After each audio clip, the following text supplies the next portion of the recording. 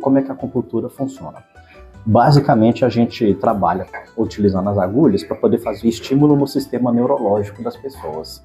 Mas isso não significa mexer na cabeça. A gente tem neurônio no corpo todo. Então, aonde a gente coloca a agulha são sempre locais pré-definidos, onde a gente tem uma sensibilidade maior, seja ela neural, para estimular o sistema neurológico, ou seja ela de circulação. Tem alguns locais em que tem uma circulação aumentada, seja por uma concentração maior de tecido conjuntivo, seja ela por ter uma proximidade com alguma parte que tem um sistema circulatório um pouquinho aumentado. Que da mesma forma que a gente pode fazer massagem em cima da pele, para às vezes melhorar o que está por baixo, o princípio da acupuntura é você trabalhar por dentro da pele, mas ainda é considerado uma medicina externa, porque você não chega você não vai dentro das camadas abaixo da musculatura. Nenhuma agulha entra mais do que o tecido muscular. A ideia é que ela fique no tecido superficial, às vezes em alguns pontos só no nível da pele mesmo. O estímulo realmente ele é no nível superficial. É por isso que não há necessidade, por exemplo, você mexe para você fazer uma intervenção. É que nem mexer com tatuagem. A agulha de tatuagem também penetra a pele, né? Faz um ferimentozinho ali, depois cicatriza, mas a agulha da acupuntura é uma intervenção única que é feita em cima de um local. Às vezes a agulha entra 1 centímetro até o nível do tecido muscular e ali a gente faz um estímulo. Sempre a gente coloca a agulha e mexe um pouquinho. E às vezes dá até um choquezinho, né? Às vezes dá uma sensação de choque, às vezes dá uma sensação de calorzinho. Quando tem nódulo, às vezes dissipa. A gente tem aquele nódulo muscular que ficou duro, que às vezes você passa a mão e você sente como se tivesse um caroço. Você põe a agulha e mexe ali, parece que você manda um estímulo localmente para aquela musculatura soltar. Então o princípio da acupuntura é esse. É você trabalhar como se estivesse fazendo uma massagem dentro de uma parte da estrutura superficial do organismo. Esse é o primeiro ponto. Esse é o primeiro ponto. Então, como a gente tem acesso, você tem trabalhando com o sistema neurológico da pessoa distribuído no corpo todo, a gente tem diversas partes do corpo que vão trabalhar partes diferentes do nosso sistema neurológico. E isso faz com que você gere alterações no nosso funcionamento. Então, normalmente, o que acontece quando você está introduzindo a agulha e mexendo, você está fazendo estimulando uma alteração no organismo que normalmente vai incidir em cima, principalmente, do sistema hormonal. Então, a gente tem uma alteração hormonal quando a gente está mexendo nas agulhas. Pode estar tendo essa alteração ou pode estar tendo uma atuação local, quando, como eu citei, no caso de estar trabalhando em cima de uma musculatura que está contraída, que está dolorosa. O que isso faz é regular o sistema do organismo de forma com que o primeiro resultado que a gente espera é, no caso de dor, você diminui o sinal de dor. E isso acaba tendo uma repercussão no organismo como um todo. Aí a gente pensa, quando você está tendo dor, normalmente, para que serve a dor? A dor ela serve para poder te alertar de algum risco que você está correndo. Se você chegar e levar uma pancada, bater o cotovelo, tem um sinal, oba, você acabou de encontrar, você causou uma lesão por algum motivo. Então toda dor nossa, ela vem dar um feedback de algo que está potencialmente vindo a lesar seu organismo. Seja uma dor de barriga por algo que você comeu que não está estragado, que deu gases demais, porque você comeu demais ou porque você está muito tempo sem se alimentar. Então, toda dor ela vem como uma resposta a algo que está te ameaçando. E é muito comum, às vezes, essa dor progredir além do necessário para te avisar. Então, às vezes, você levou uma pancada praticando um esporte, mas a dor está muito intensa, porque talvez a lesão foi maior, né? Mas hoje a gente tem cuidados de você chegar, de você fazer um tratamento, de você recuperar aquele tecido de uma forma muito aliviada. A gente chega e faz uma asepsia, o que já diminui, né, o risco que você tem daquilo progredir para um machucado que vai trazer potencialmente danos secundários, né? Então a dor pode estar sempre muito exacerbada. É muito comum o sistema de dor ser ativado e permanecer alertado além do necessário para a gente. Então a acupuntura ela tenta modular isso para poder diminuir. Agora, a gente tem outros sistemas que ficam muito alertados. O sistema de ansiedade é muito comum, e tudo isso é ligado ao sistema, nosso equilíbrio hormonal e uma biomodulação do sistema hormonal, do sistema linfático e do sistema circulatório. Então, o estresse do dia a dia, às vezes uma rotina mal adaptada, que é algo que a gente vem falando que também são formas da gente perceber como é que a gente está vivendo nossa vida antes disso virar uma doença, propriamente dito. Né? Esse é o ponto. Esse é um ponto interessante, porque aí a gente já começa a sinalizar para o organismo. Você está se estressando, e aí a pessoa começa a entrar naquele ciclo vicioso, quando você começa a estimular o organismo no sentido de vamos trabalhar para poder tentar voltar para uma homeostase, e essa é a palavra-chave, né? Homeostase. Que é uma forma de dizer o ponto de equilíbrio do organismo. O organismo ele começa a responder em busca de se recuperar e não mais em busca de se defender. Agora, não é só pancada que causa nosso sistema de proteção ativar. Esse é o primeiro. Então, a acupuntura ela é muito ligada a tratamento de dor, principalmente intensa, e nem sempre só com agulha. Às vezes com estímulo manual, às vezes com ventosa, às vezes com moxa, que é uma espécie de cigarro de ervas que a gente passa perto da pele, e o calor das ervas é como se fosse uma pomada que você estivesse aplicando.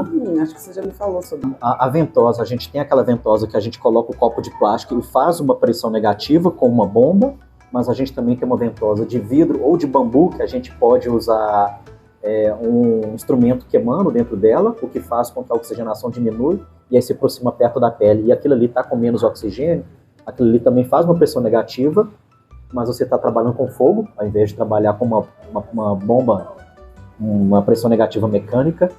É bem legal.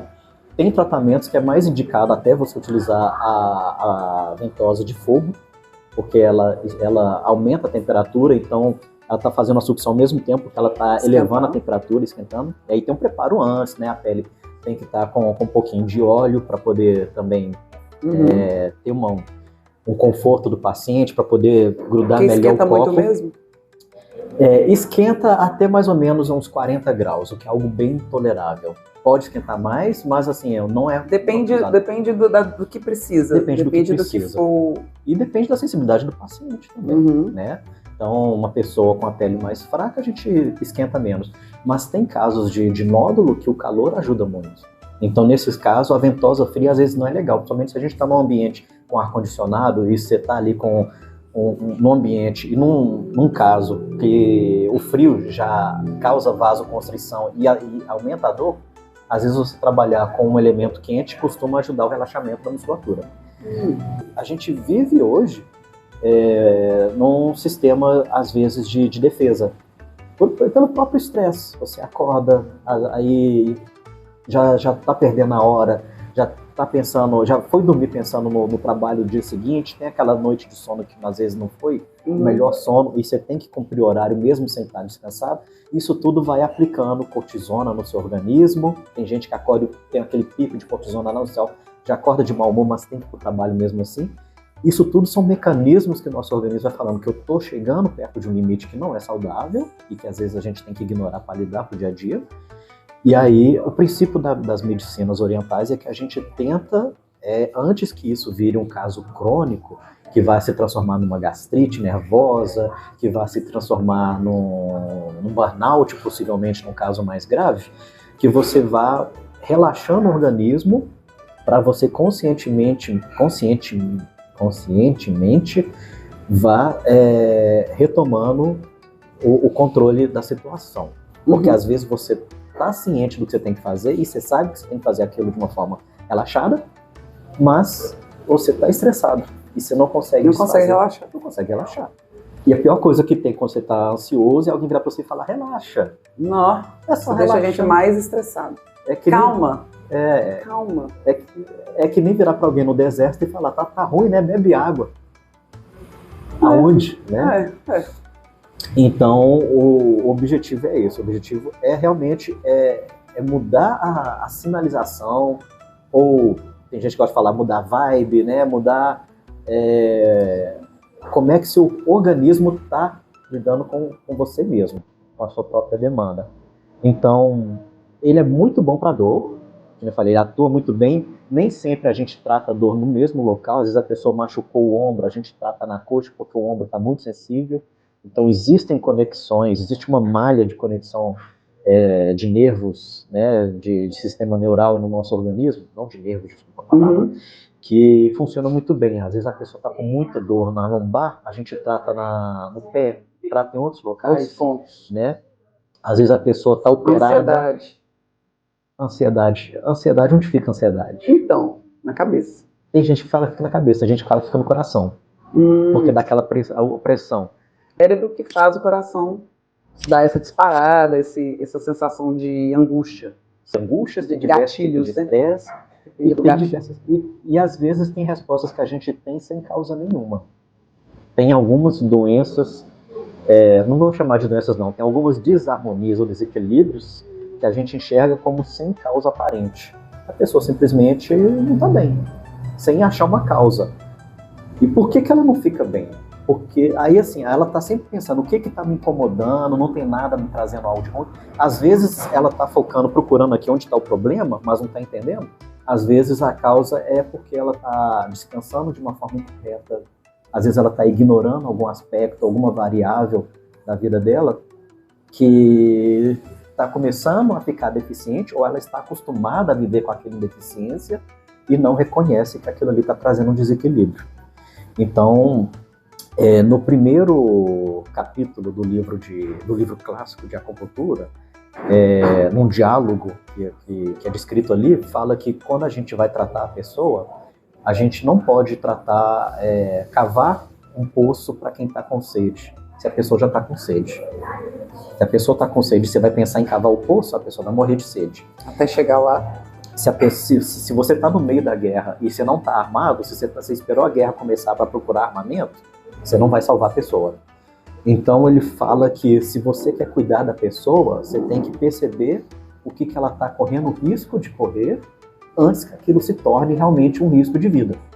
Se a pessoa corre risco de passar sede, você dá água para ela antes que a sede chegue. Se a pessoa está correndo risco de enfrentar um inverno muito grande, você manda ela se agasalhar antes que ela pegue a friagem. Você não espera a pessoa ir lá fora e pegar a friagem, para depois falar, nossa, eu vou voltar lá dentro e pegar um casaco. O corpo já sofreu uma hipotermia nesse meio tempo. Ou seja, a gente tem que preparar a pessoa e prevenção. E aí eu acho que é para esse lado que a gente vai caminhar. É para esse lado que a gente vai caminhar. Porque nós estamos falando de...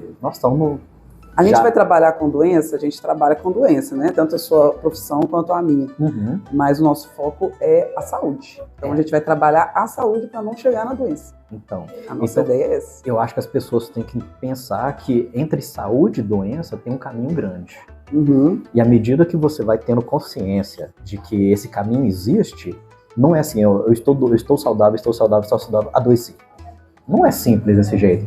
Eu estou saudável, mas eu podia estar descansando melhor, mas eu podia estar me divertindo mais, mas eu podia estar sem aquela sensação de que o trabalho está me comendo vivo, ou que eu deveria estar mais com meus amigos, ou que eu estou precisando de férias o tempo todo, ou que várias coisas.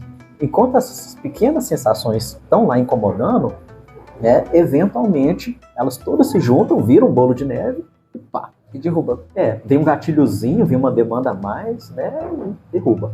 Às vezes a mudança de temperatura bastante, às vezes um estresse no trânsito, aí você vai lá e já vira a chave de uma vez. E outra, se a pessoa ela já tiver nessa preparação, se ela já tiver na prevenção, quando vier esse momento, ela vai ter armamento para poder levantar rápido. Porque é outra questão também. Não quer dizer que você não vai adoecer muito nunca mais. Você vai adoecer menos, eu falo por experiência própria. Hoje eu adoeço menos e quando eu adoeço, a recuperação é mais rápida. Sim.